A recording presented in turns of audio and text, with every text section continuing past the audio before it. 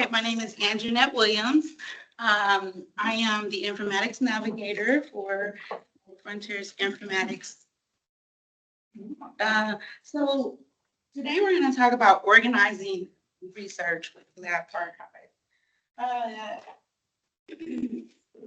But I want to start off by talking about what I do in my department, which is research informatics.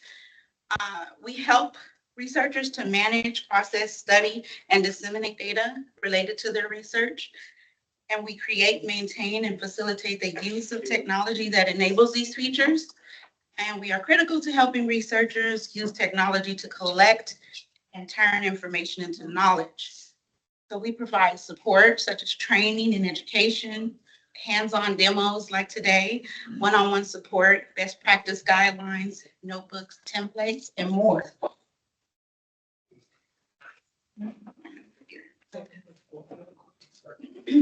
I want to start off by putting up a disclaimer because I am going to be talking about lab archives. So this presentation is for informational and educational purposes only. You're good. Oh, knock something off. I am not the owner or the creator or the official representative of this product that is discussed. All names and logos and trademarks belong to the retrospective owners. Any descriptions, demonstrations, or opinions expressed in this presentation are solely based on publicly available information and personal interpretation, and viewers should refer to the official product documentation, authorized sources for the most accurate and up-to-date information. So I want to start off by talking a little bit about the history of documentation, right? So for centuries, paper was the dominant method for documenting research and scientific discoveries. In the prehistoric era, before the invention of writing, there were signs of documentation in the forms of pictograms, logographic script, notes, and graphic images. Then there were the writings of the Corpus Hippocraticum, the first book-like medical record. And in the 1790s, hospitals were incorporating medical records into their teaching for research. Now, in the 20th century, this marked the beginning of a gradual multi-decade transformation with foundational technological innovations and digital integrations. In the early 1900s, there was a change of loose files to binded documents, dispersed data became a single patient's record, and the introduction of color-coded cards for medical records. By the 1960s, we can see the initial attempts at computerizing medical records in academic and large institutions that is using mainframe technology. And then the beginning of what's called the electronic medical record.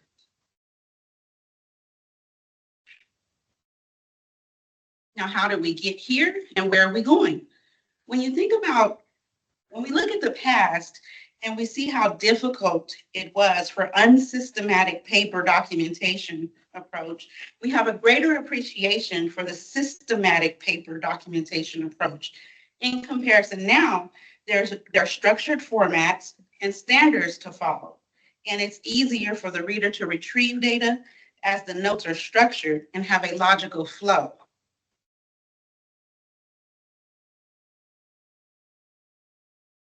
Now, we are closer to a clinical revolution, especially with artificial intelligence opening the doors to new possibilities of clinical excellence in documentation. Let's pause for a moment to ask you all a question. How do you feel about this image?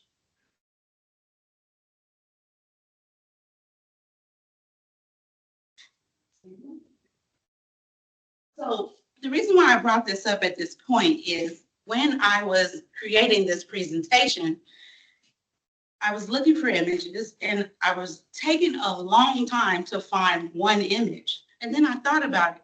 Well, I can ask Copilot to create an image. And this is what it created. Now, let me ask you again. Oh, first, did anyone want to answer how they mix the bill? It looks like Diego. You know what is that? It looks like. I didn't even think. I think it feels adversarial. That's what I thought too. I thought it was menacing. Thought it was more of us against robots. So then I said, create it again. And this is what I was given. So how do you feel about that? Creepy. I thought so. Exactly the word I was gonna use. It still feels a little creepy. The robot's about to take over his body. So the first one was really, yeah, I was like, are we looking at, the Terminator against that? But I thought about it. AI will reduce documentation time. This will allow professionals to review the text and add details to remove errors. AI will ensure compliance and follow standards and guidelines. AI will combine its speed and our human attentiveness to accelerate the documentation process. Now, why is this important? Because we have this tool that we are use at the University of Kansas Medical Center called the Electronic Lab Notebook. This is a digital tool used to accelerate research and allow researchers to enjoy the benefits of a centralized paperless data storage environment. It also aids in lab management. It protects intellectual property and offers data management and tracking. At no cost to users, notebooks owned by someone at KUMC may be shared with staff and other institutions.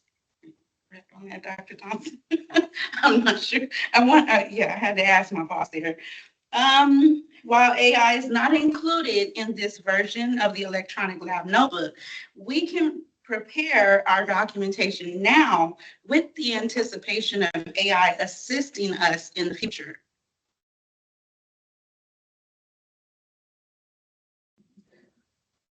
So this is a cloud-based platform for organizing, documenting, sharing, and publications, and sharing of the publication of scientific research and data in a secure environment. Who uses it? This is a digital tool used, and since it's a cloud-based tool, it's used by researchers around the world.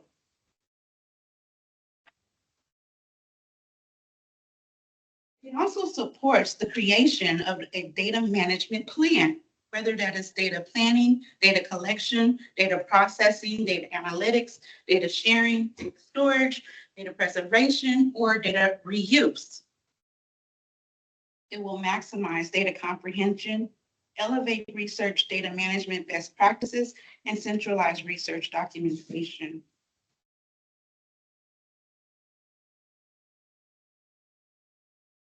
Now, the features of the electronic lab notebook are to enable real-time collaboration, customization, and capture real-time data from lab reports.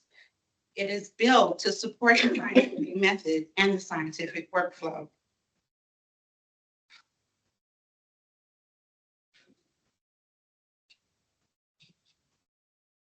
You can record notes and data features. The record notes and data features are to easily import previews and attachments, customize page layouts, and embed audio images. My apologies if these are very small, but they're in red, those features there. There is what's called a image annotator. And with this, the image annotator is used to draw, add drawings, text, or shapes to an image. And there's also a sketch tool used to create diagrams, flowcharts, and drawings.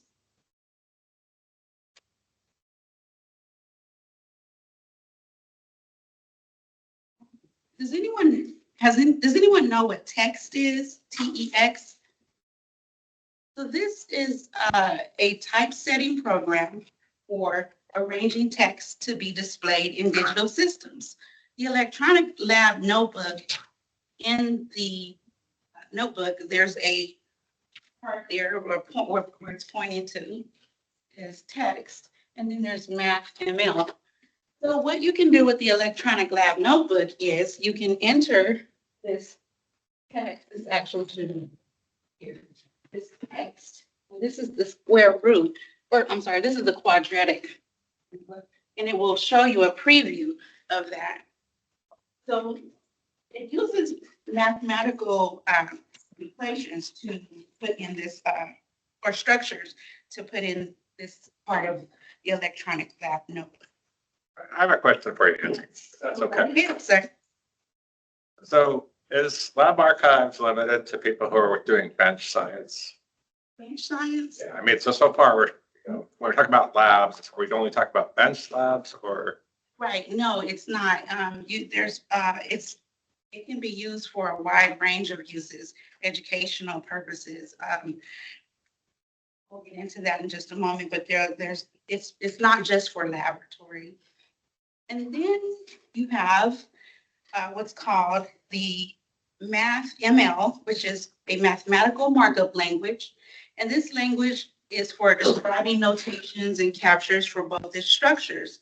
So if you were to choose that, you would include this code here in the equation builder if you were using the math part.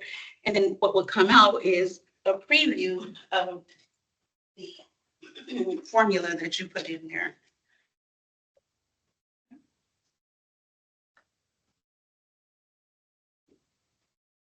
You can also link your notebook entries. You can add tag entries to add metadata. You can add comments.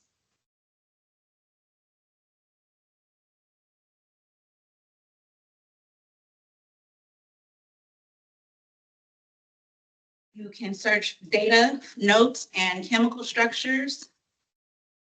There's within lab, electronic lab notebook, there is autosave, time stamps, and revision histories.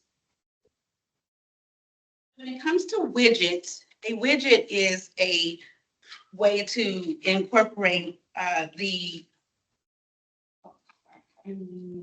widgets are customizable, interactive HTML forms and can be added as an entry to the page and edited by users of the notebook. You can use widgets to create standardized forms, clinical intakes, protocols, and checklists for your data management and sharing plans. Here you can see if you're using a widget for acid and base molarity calculator, you can include that. It will calculate it for you.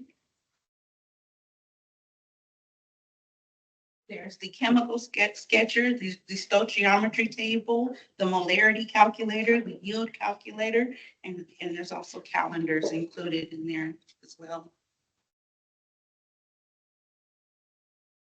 Now you can extend your functionality with integrations. You can create and edit Microsoft Office documents. There's Microsoft Online included in the lab notebook, and it makes create and edit Word, Excel, and PowerPoint documents directly from your notebook. Now, some of these features, I have to note, are not currently within the electronic lab notebook that we use at the University of Kansas, but they may be included in the next implementation process. Now, there's a tool called GraphPad Prism that will extend your analysis and graphing solution, purpose-built for scientific research.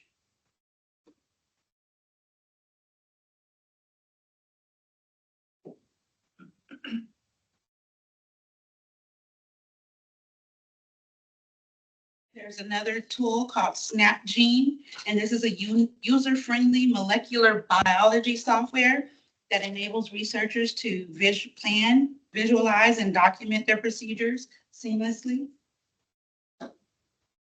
You can save DNA files directly to your notebook, preview the SnapGene sequences, and view SnapGene files in the doc viewer, and open files and record versions history. There's another tool called the Protocols. This is a secure platform for developing and sharing background, rationale, objectives, design, methodology, statistical considerations, and organization of a research project. So this makes it easy to share method details before, during, and after publication. Breakout. Breakout is a secure web-based application for building and managing online surveys and databases. This is another functionality that can be integrated into the notebook. And currently, and like I said before, this is not a feature that we have in the University of Kansas Medical Center currently, but it may be implemented in the future. There's another tool that will extend its functionality called Jupyter Notebook. And this is a notebook for authoring applications, offers fast, interactive, new ways to prototype and explain your code, explore and visualize your data, and share your ideas with others.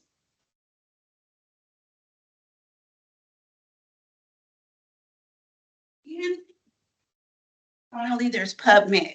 PubMed is actually within the current version of the lab archives. And you can quickly search and embed published literature citations that support your research.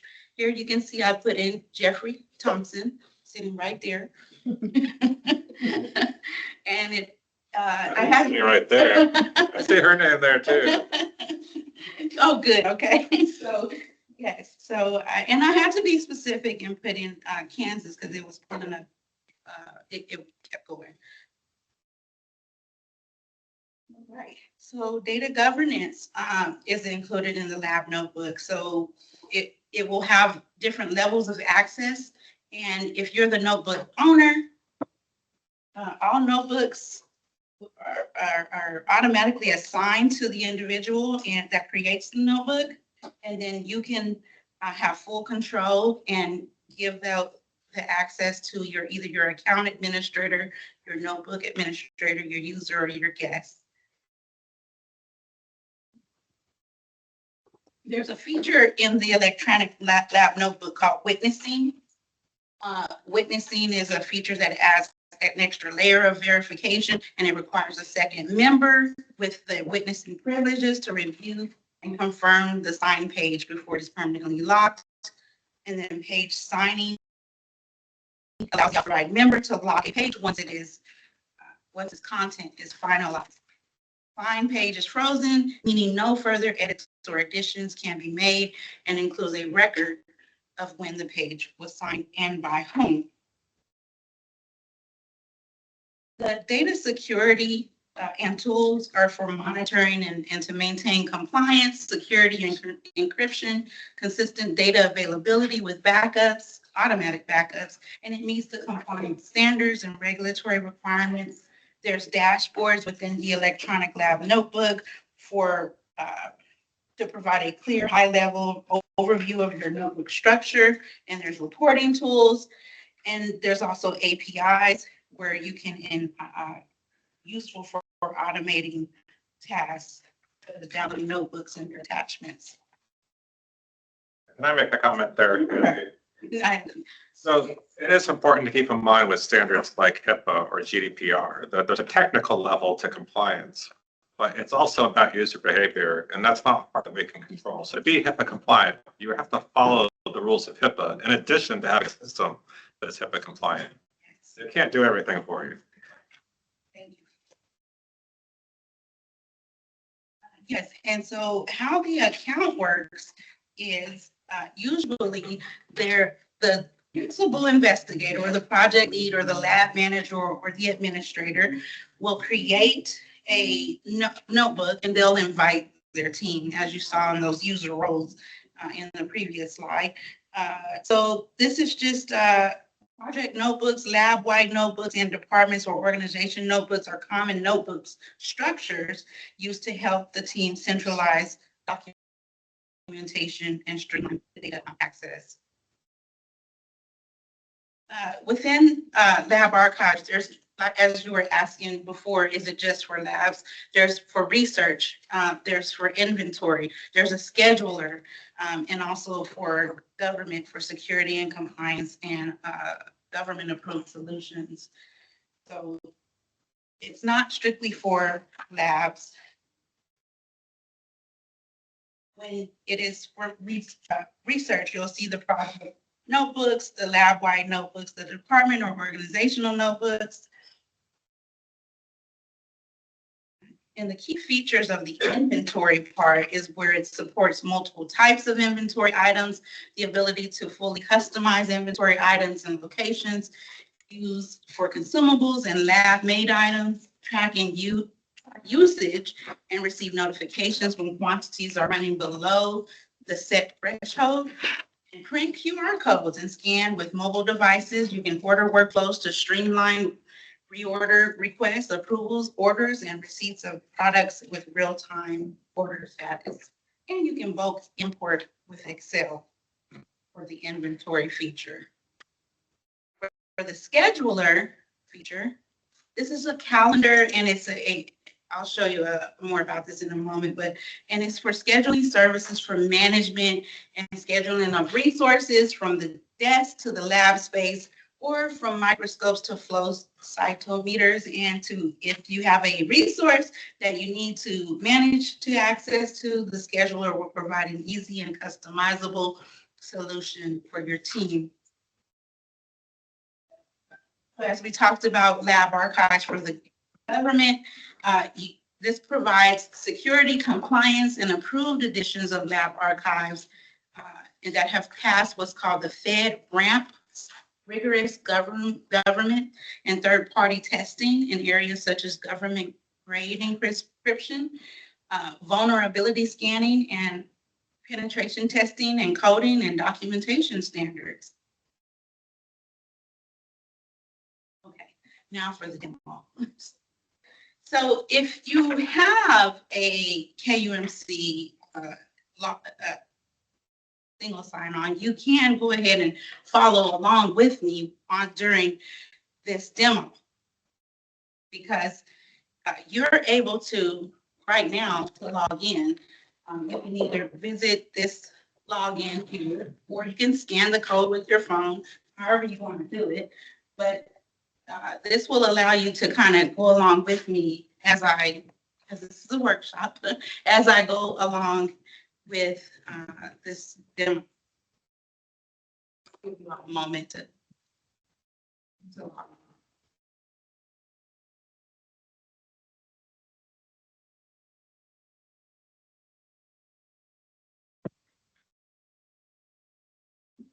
don't necessarily have to have a login, but you can still follow along with me. Question, if you are collaborating with another institution, would they have to have a KU Med Center? Or how do you invite them if they're from like Iowa, for example?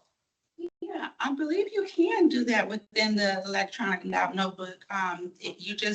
They're actually, I'll go over that in just a moment. Okay. There is a way where you can invite people and then invite members, and then you're giving them a certain level of view only access. It's a good question, because we haven't tried that out yet. It should technically be feasible, but when I say that, of course, sometimes there are IT issues since we haven't tried it out. So Yeah. we should try that out to see how it works. I was just wondering for collaboration purposes, since you have Should be able to, yeah. the international type of map on there. I think it's important to be able to work together in a space, and we've tried SharePoint and things like that, and just, yeah. Probably a useful thing to note here is that there's a free level of lab archives that anybody can get as well. Our institutional access is greater because we have an enterprise license, but collaborators should also be able to use it on individual free licenses, and I think that will make it work. So we should try it out. Thank you for coming, Dr. Thompson. Okay, so yes, when you do use this URL, you will be signing in with your single sign-on and verifying that. You can go in and create a notebook, and you're doing that by clicking on this. There's a plus sign icon to create the notebook.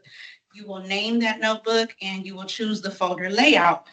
Choosing the folder layout, you can either choose between a project, a lab-wide, or a classroom classroom notebook, or you can choose from another notebook. But whenever you create a notebook, it will, depending on which one of those layouts you choose, it will generate additional folders. I'll show you that here.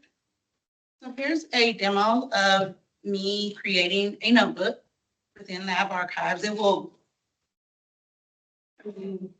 this front page within the system. So as I go in and create this notebook,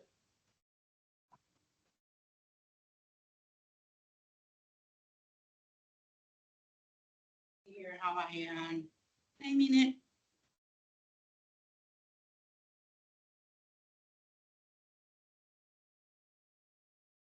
And I'm going to click Classroom, Create Notebook Classroom. And as you can see, once I say confirm, this gives me a classroom. Lift it out, but it gives me a classroom folder on the left-hand side. And each notebook can be organized through a system of pages. So these many research teams will create standardized notebook structures. But when I was showing you the layouts, the lab-wide, the classroom, or just the other from another notebook, this will create all of these folders for you.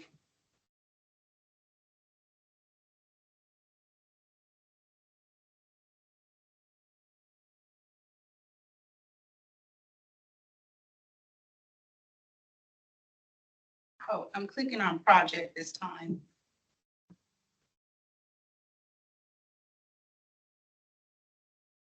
So now you can see all around the left-hand side that it created all of those folders in the folder layout when I clicked on project instead of you creating those folders.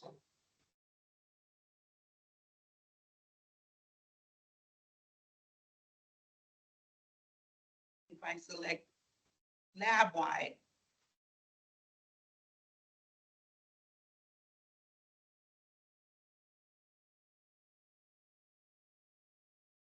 you can see it created policies, protocols, templates, lab meeting notes, lab safety, lab management.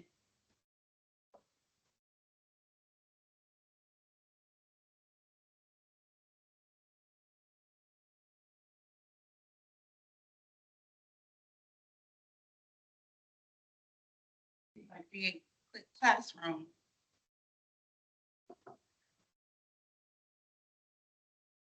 you can see that it automatically created an overview, precaution, safety, course materials, tools, lab, scientific methods, reference materials, folders. So all of those are pre-made folder layouts. When you right click on the notebook, you can name the notebook just as we were doing there before. There's always the feature to right click and to you can move or either drag and drop within the notebook.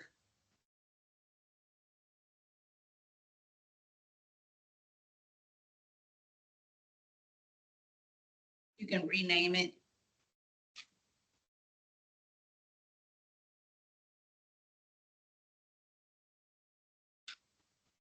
There I'm adding new folders.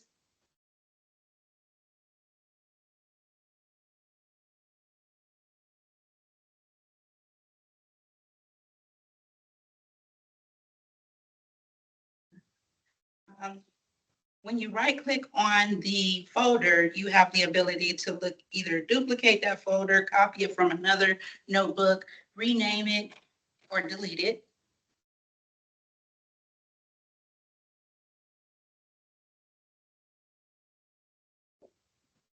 When it comes to the inventory part, you can also, this is a different URL. So you'll see it will say inventory instead of the My Notebook guys. This is also just a click in the Lab Archives. You can just click out to inventory. And you'll see a different view come up where you are adding inventory.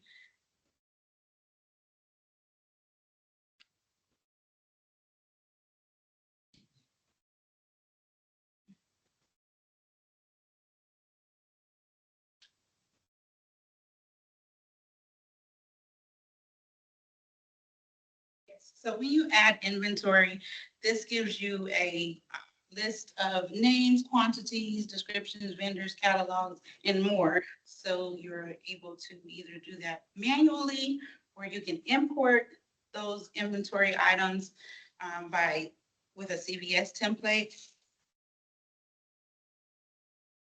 Then it will ask you to import items. We'll say, follow these steps, have a successful import. But what it does is it gives you a CSV to download, and then you're importing the CSV that was provided by the archives to be able to upload that back into their system. Now, onto inviting members, as we were talking about, you can click this gear icon setting for users. You can click the invite users, and then you can send them an invite.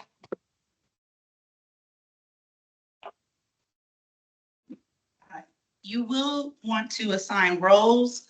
So there, for example, if an intern should have the ability to use items but should not place orders, you can create a role called interns and assign all the interns to this role. The lab team member will receive the invite from the inventory lab manager, and they'll click join your lab to activate your account and access the lab. The scheduler is a calendar and a scheduling service for the management and the scheduling of resources from desk to lab space, or from microscopes to flow cytometers. If there's another URL that it's not my notebooks at Lab Archives, it's the scheduler at my Lab Archives, but you can also find this within the my notebooks.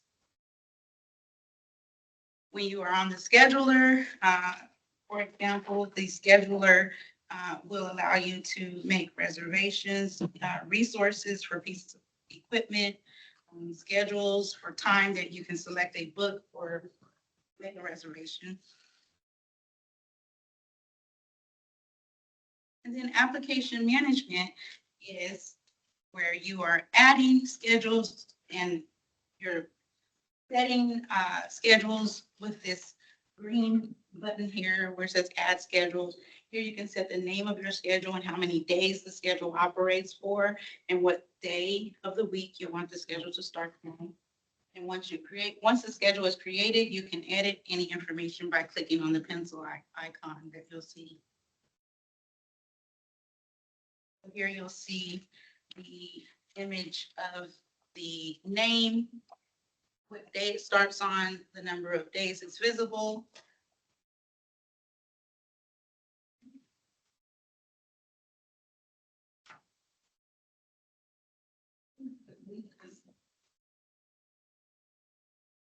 And when you are going to set up resources, you can click the application management, click resources, add resources, and you can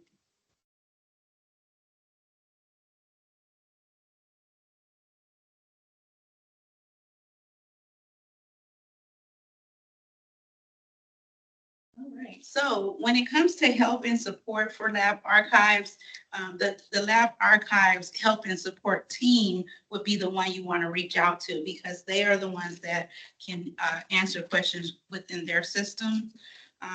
We have institutional support where you can reach out to us at KUMC.edu, or we also have information on our SharePoint and our public website. So that will help you if you get to this point where you're using the electronic lab notebook. We all are here to help. And here's our public website and our SharePoint site. So if you have any questions, please reach out to either me or someone from our team, and we'll be happy to help you.